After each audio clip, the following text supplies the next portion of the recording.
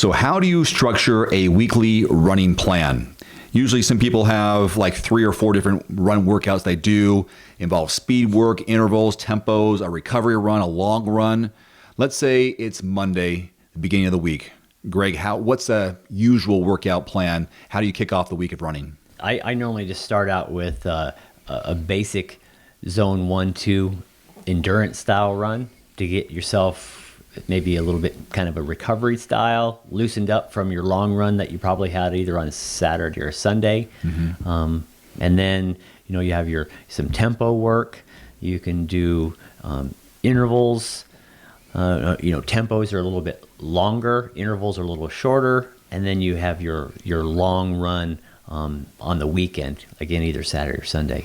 So the zone 1, zone 2, is that considered a endurance run / recovery run? What do you have? How do you define that? Zone, if it was going to be strictly recovery, say you did on Wednesday, you did interval work and you did whatever distance, 10 100s on this, or maybe you did 5 400s. So you've kind of broken yourself down a little bit. Recovery wise would be zone 1. So you don't want to put any stress on the body after doing a hard interval. So those help the blood flow, just keep the muscles moving, but not putting any more stress on them. So that's what I would be doing for recovery wise.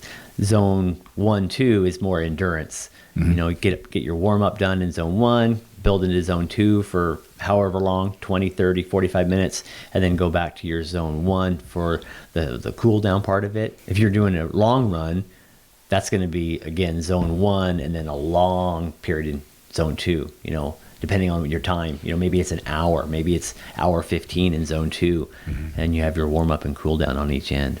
The differences between tempo and intervals. Tempos is normally you're up into zone 3. So after your heart rate zones or your power zones in your run, and those are more like, say, okay, I'm going to do 5 minutes on, 2 minutes off, 5 minutes on. And then if you're doing intervals, those are getting up into the zone 4 and 5, but they are shorter. Maybe you're doing 400 repeats. And so you're getting up there in that higher intensity, and then you'll have the recovery, high intensity, then recover again.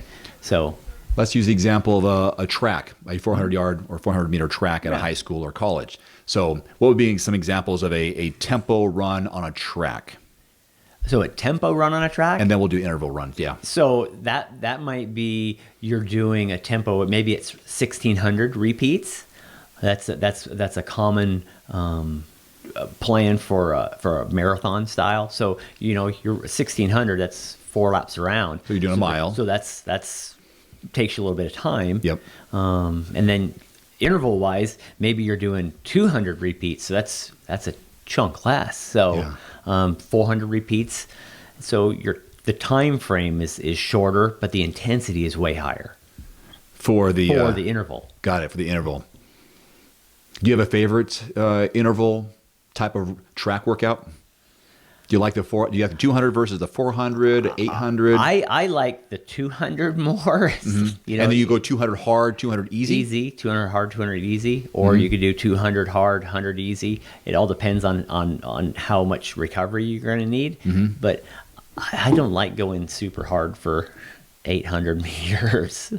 And is that after maybe a 1 or 2 mile warm up, or maybe I would definitely do I would definitely do 2 mile warm up, 3 mile warm up, and then do some warm up exercises. Like maybe you do some strides. That's maybe on the 100 meter portion of the track. Right. You just a stride. You start out in zone 1, zone 2, build up to zone 3. And then you start slowing back down. Maybe you're doing some butt kicks. Maybe you're doing high knees. Karaoke. I mean, there's a lot of different warm-ups to do before you start doing the high-intensity interval work. Is the interval the same as speed work? Yeah. Yeah, they would call them the same thing. Okay.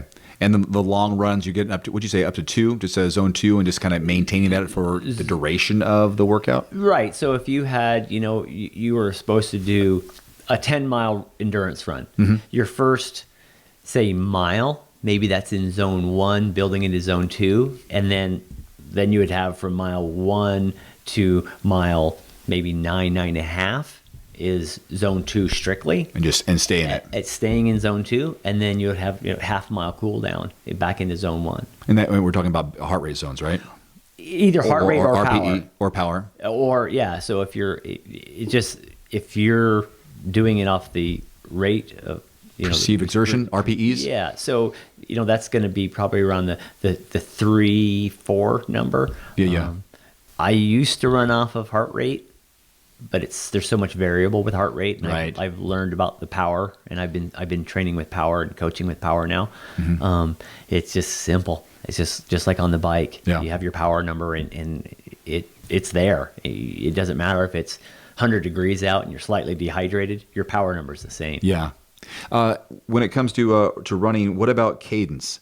Is there a focus on cadence even in different types of speed work or endurance work? When I do my athletes, they're doing their warm up portion, they're doing that high knees and butt kicks and fast leg turnover stuff, because the magic number is the 180 number. Yeah. So it's 180 strides a minute. The benefit of that, you're on the ground less amount of time. You're more efficient. I give my athletes those drills to work on their cadence. If I notice their cadence is a little lower, the more efficient you can be, the faster you're going to be.